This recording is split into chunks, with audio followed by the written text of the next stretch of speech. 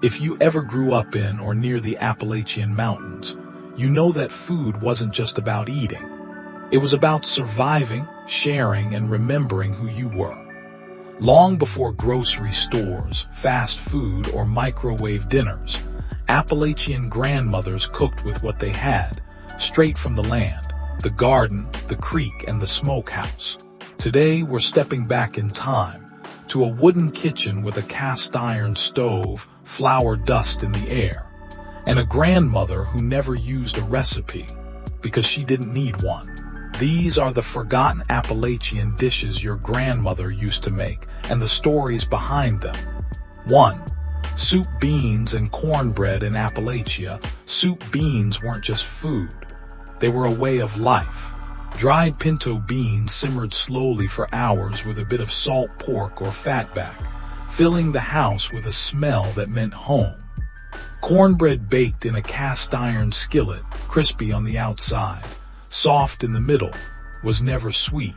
Sugar was a luxury. This was survival food. Families would crumble cornbread straight into the beans, add chopped onions, maybe a spoon of chow chow, and call it supper.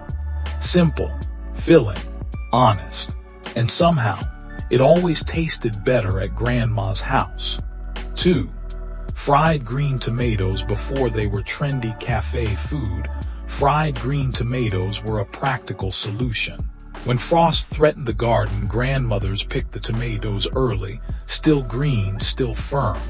Sliced thick, rolled in cornmeal and fried in hot bacon grease until golden brown. Crunchy on the outside, tangy on the inside. These weren't appetizers. They were eaten straight from a paper towel standing at the kitchen counter while Grandma warned you not to burn your tongue. 3. Leather breeches. Dried green beans. The name might sound strange, but leather breeches were pure Appalachian ingenuity. Green beans were strung on thread and hung to dry near the fireplace, shrinking and darkening over time. Months later, when winter came and gardens were empty, those dried beans were soaked and cooked slowly with ham hocks. The flavor was deep, smoky, and earthy, nothing like fresh beans. It tasted like summer remembered in winter. 4. Biscuits and gravy. Grandma's biscuits weren't fluffy bakery biscuits. They were sturdy, hand-mixed, rolled thin, cut with a glass. The gravy came from sausage grease, flour, and milk, seasoned by instinct, not measurements. This was breakfast for farmers, miners, and anyone facing a hard day's work. One plate could keep you full until sundown. And if you were lucky, Grandma would slip you an extra biscuit when no one was looking. 5. Ramp dishes. Wild onions. Ramps were a gift from the mountains. Foraged in early spring, these wild onions were strong, very strong. Grandmothers fried them with potatoes, scrambled them with eggs, or mixed them into cornbread.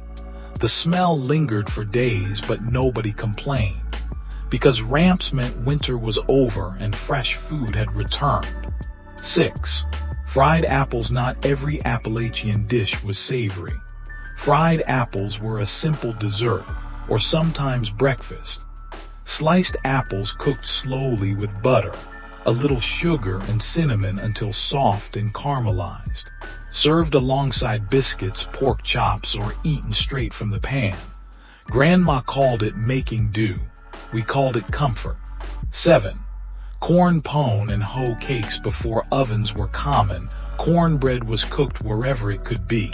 Corn pone was baked in hot ashes or a skillet. Hoe cakes were cooked on metal tools over an open fire.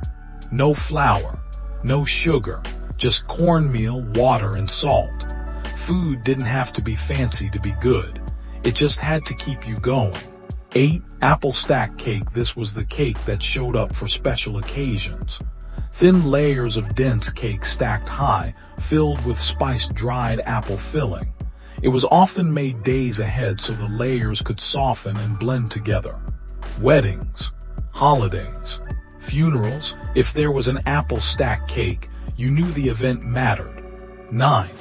Poke salad. Poke salad wasn't eaten casually. It was earned knowledge. The poke plant had to be boiled multiple times to remove toxins.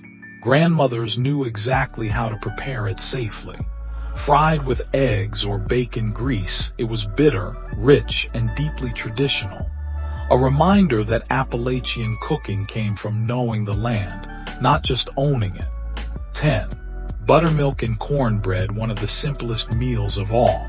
A glass of cold buttermilk, a wedge of cornbread, sometimes crumbled together, sometimes eaten separately.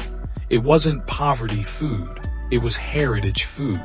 These dishes weren't written down in cookbooks.